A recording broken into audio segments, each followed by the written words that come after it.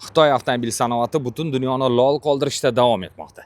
E'tiboringiz markazida hozirgi kunda juda ham katta muhokamalarga sabab bo'lgan Zikr 9X avtomobillari va bu ikkala avtomobilimiz Abozor Comfort avtosaloniga yetib keldi. Ultra pozitsiyasida 3 ta elektromotor va 2 litr turbo dvigatel bilan avtomobil 880 ta ot kuchiga ega. To'liq bak hamda to'liq elektr quvvati bilan 1380 kilometrgacha masofa bosib o'ta oladi va bu Xitoy Rolls-Royce nomini oldi. Negaki bu yon tarafdan qaraganda Rolls-Royce Cullinan'ni g'irt o'zi. Bu dop opsiya, ya'ni mana bunaqa lagan disklar o'rnatilgan yoritish tizimiga e'tibor bering. Matritsali LED chiroqlar va ichki qismiga baho bering.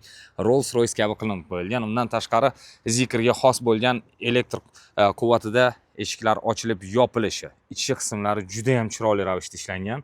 Barcha kerak bo'lgan funksiyalar bor. Massaj, abagrev, abduf, ya'ni isitish, sovutish funksiyalari orqa qismini ham ko'rsatish kerak.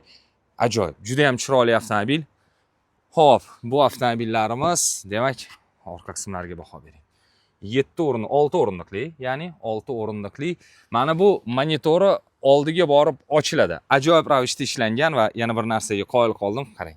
Hattoki mana bu cho'ntakchalarni ham tugmachada elektr quvvatida qo'yib yuboradigan qilib ishlab chiqarishgan va mana shu tugmachani bosamiz, eshik avtomat tarzda yopiladi.